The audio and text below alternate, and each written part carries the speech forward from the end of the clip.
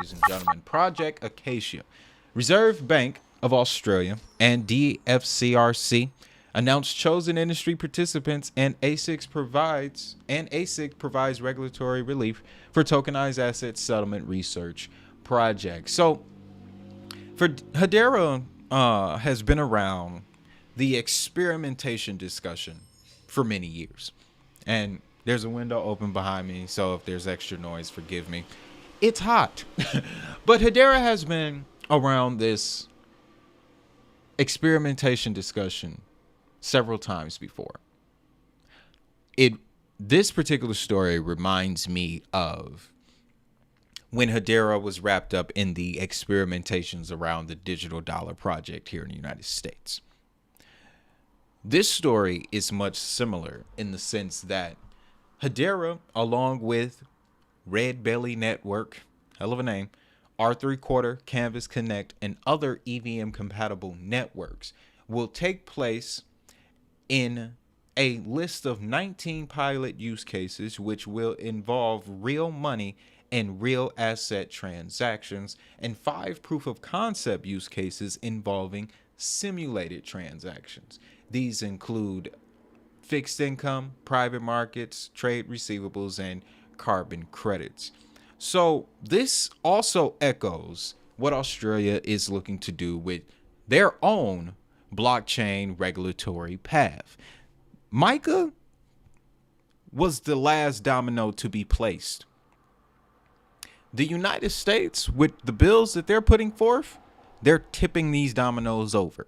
So now what we're going to see, and this is also emphasized in another story on Hedera we'll cover a little bit later, but countries like Australia, of course the United States, United Kingdom, and other countries that are attached to these nations are starting to write out their digital asset rule books. We are about to see a wave of regulation sweep throughout the entire world.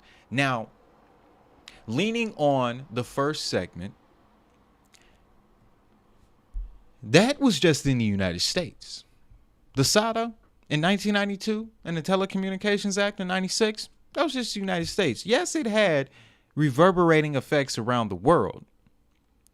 But I would also assume that other countries put in place similar measures to allow the internet market to blossom in their areas of the world.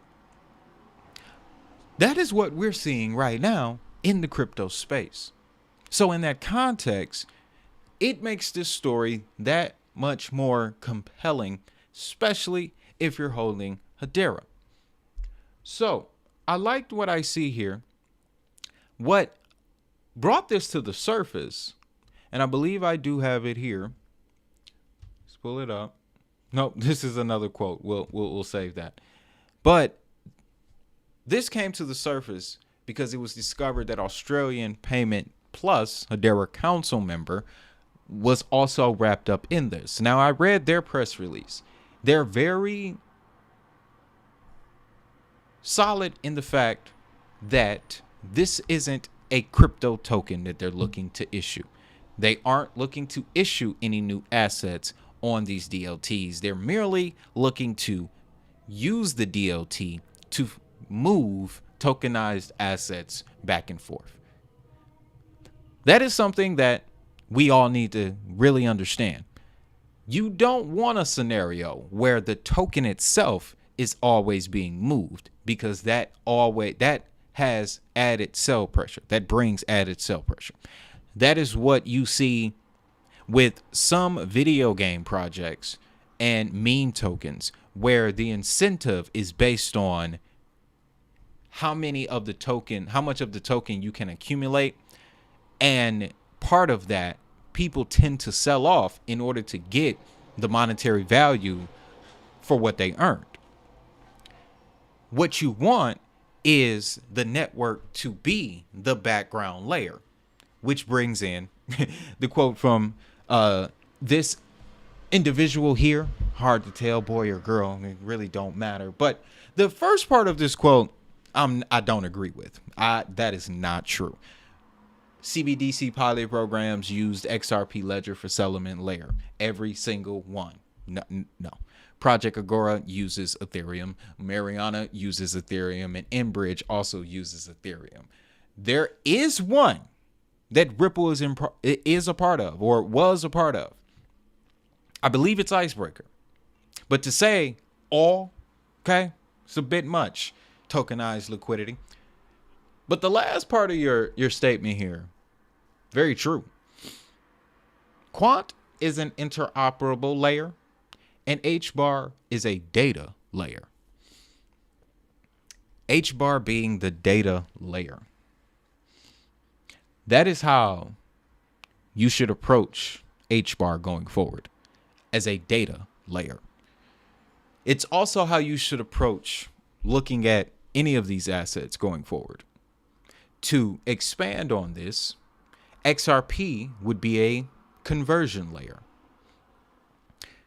Stellar would be the interface layer or the wallet layer. We're going to be talking about ICP coming up here. That is another infrastructure layer or interoperable layer, like he defined Quant as. So you're really hitting on something here with this quote. And I added it to this segment because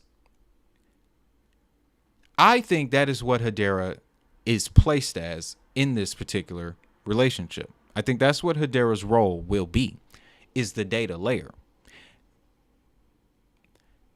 In the past, Hedera has been wrapped up in these DLT pilot conversations.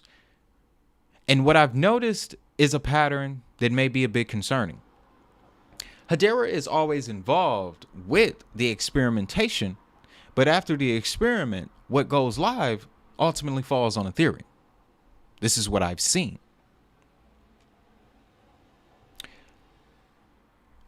I think going forward, what we're going to observe in the market are these networks beginning to figure out what they are best at. I believe Hedera is best at being a data aggregation layer.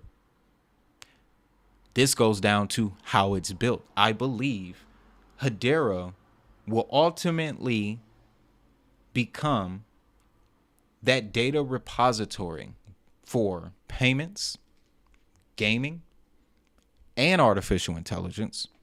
And when you have the payment side, you can tokenize whatever you want.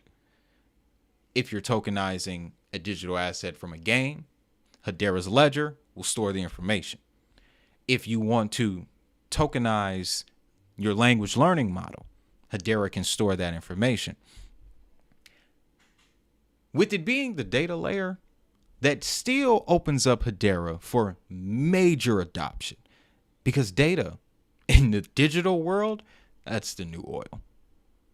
So I know I have had my feelings about Hedera recently, and that more so came from the leadership.